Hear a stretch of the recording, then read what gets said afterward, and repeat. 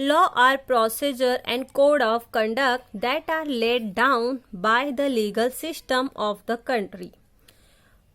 तो जैसे कि हम लोगों ने प्रीवियस वीडियो में देखा कि सोर्स ऑफ एथिक में हमने ये जानने की कोशिश की कि ये एथिक आया कहाँ से, इसका स्टैब्लिश कहाँ से हुआ, कहाँ से ये चीज आई है, एथिक वर्ड आया कहाँ, मतलब ये आया कहाँ से है ना। हमको कैसे पता कि ये चीजें होती हैं, तो किसी ने जाना होगा, अपनी लाइफ में इम्प्लीमेंट किया होगा, तभी तो पता चला होगा कि हाँ ये चीज एथिक होती है और हमको इसको अपने जीवन में इम्प्लीमेंट करना चाहिए। तो ये एथिक तीन जगह से इसका मेन सोर्स है, तीन जगह से इसका आया है ये, रिलीजन, कल्चर और लॉ। तो हमने ऑलरेडी डिस्कस किया रिलीजन और कल्चर में, जहाँ पे बहुत सारी चीज़ें डिस्कस की कि किस तरीके से ह्यूमन का विकास हुआ और ह्यूमन को पता चला कि ये चीज़ें हमें क्यों इस्तेमाल करनी चाहिए लाइफ में हमें, ताकि किसी ने इस्तेमाल किया, उसने चेकआउट किया, देन उसने बताया है ना कि ह्यूमन बीइंग को ये करना चाहिए, और जब सभी ने किया तो उनको अंदाज हुआ। अभी आज हम लॉ के बारे में जानेंगे।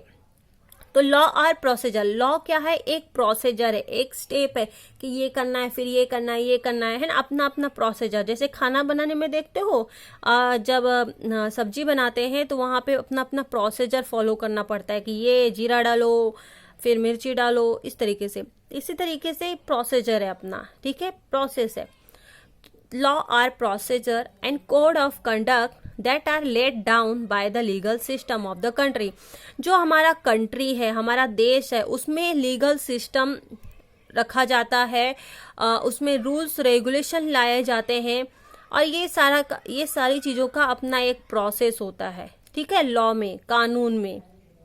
The legal system guide human behaviour in the society. जो हमारा लीगल सिस्टम होता है ये हमको गाइड करता है, जो कानून होता है वो हमें गाइड करता है कि एक इंसान को किस तरीके से बिहेवियर करना चाहिए उसके सोसाइटी में, उसके कम्युनिटी में। The ethical principle which are law define, ethical principle, ethic के कुछ सिद्धांत लॉ ने डिसाइड किए, are binding on the people in the society. मतलब कि एक सोसाइटी के जो लोग हैं उनको बांधने के लिए, है ना, उनको रोकने के लिए एथिकल के कुछ प्रिंसिपल को लाया गया, और वो इसलिए लाया गया ताकि उस सोसाइटी के ही लोगों का भला हो। नहीं तो देखो, नहीं तो अगर लॉ नहीं लाते, मान लो कि जस्ट एग्जाम्पल हमारी गवर्नमेंट ना बोल देती है कि जो चोरी करेगा उसको ना हम जेल में लेंगे ही नहीं, है ना, उसको सजा नहीं मिलेगी, तो देखो कितने चोर हो जाएंगे, होंगे कि नहीं। तो बताओ लॉ लाना जरूरी है कि नहीं, गवर्नमेंट को तो लॉ लाना पड़ेगा ना कि चोर जो चोरी करेगा उसको हम जेल में रखेंगे। अगर वो लॉ लाएंगे नहीं तो बहुत बड़ी प्रॉब्लम हो जाएगी। इसी तरीके से सोसाइटी में लॉ लाना, कानून लाना बहुत जरूरी होता है। Indian business organisation must adhere to various law applicable to business activity as. जिस तरीके से लाइफ में भी, सोसाइटी में देखो, हमारे अपनी अपनी सोसाइटी में होता है, कानून कुछ बनाए जाते हैं, जैसे कि इसी धर्म में शादी करनी है, यही गोत्र में शादी करनी है, बहुत सारी चीजें होती हैं, ठीक है, एक लॉ बनाया जाता है ताकि इंसान को उस चीज में बांधा जाता है, ठीक है, और वो एथिक होता है, एथिक प्रिंसिपल में चला जाता है, ठीक है। तो बिजनेस जो ऑर्गेनाइजेशन है, हम बिजनेस के बारे में पढ़ रहे हैं, तो हमको पता होना चाहिए कि हमारा जो बिजनेस है इसमें भी कुछ कानून लाए गए हैं जो कि एप्लीकेबल किए गए हैं, और वो जरूरी थे इसीलिए लाए गए हैं। जैसे कि कंपनी एक्ट 2013 है ना, 2013 कंपनी का एक्ट, ये एक हो गया। फिर Indian partnership act, company act इसलिए लाया गया कि सभी कंपनी के लिए नियम लगा दिए गए, भाई एनवायरनमेंट का ध्यान देना है आपको, इसका ध्यान देना है, इसलिए वो एक्ट लाया गया।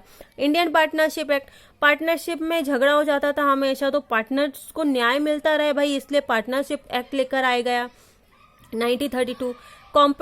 कंपटीशन एक्ट भी लाया गया 2002 कि कंपटीशन में भी भाई रूल्स रेगुलेशन रहेंगे, ऐसा नहीं कि आप उसमें छल करो, इसलिए ये एक्ट भी लेकर आया गया।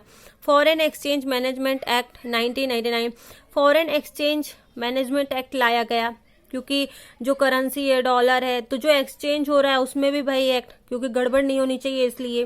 ट्रेडमार्क एक्ट 1999, ट्रेडमार्क होना चाहिए, है ना, हर एक अपना उसका ट्रेड होना चाहिए, ट्रेडमार्क। इसलिए ये लाया गया। सेल ऑफ गुड्स एक्ट की जो गुड्स सेल कर रहे हो वो प्रोडक्ट कैसा होना चाहिए, अच्छा होना चाहिए, एनवायरमेंट फ्रेंडली होने चाहिए, तो इसलिए 1930 एक्ट में ये लाया गया। Indian contract act, Indian contract मतलब जो भी कॉन्ट्रैक्ट किए जा रहे हैं उसका एक्ट लाया गया 1872। Negotiable instrument act 1881। Consumer protection act, consumer को राइट मिलना चाहिए, अधिकार मिलना चाहिए, कंज्यूमर कुछ भी पूछ सकता है, उसका अधिकार है। 1986 एक्ट लाया गया। Factory act 1948। फैक्ट्रीज जो होती हैं बिजनेस फर्म में, तो उन फैक्ट्रीज को रन करने के लिए है ना कई बार मिसयूज किया जाता है, बेनिफिट उठाया जाता है, इसलिए एक्ट लाना जरूरी था। वर्कमैन कंपनसेशन एक्ट 1923 की क्या होता था, वेजेस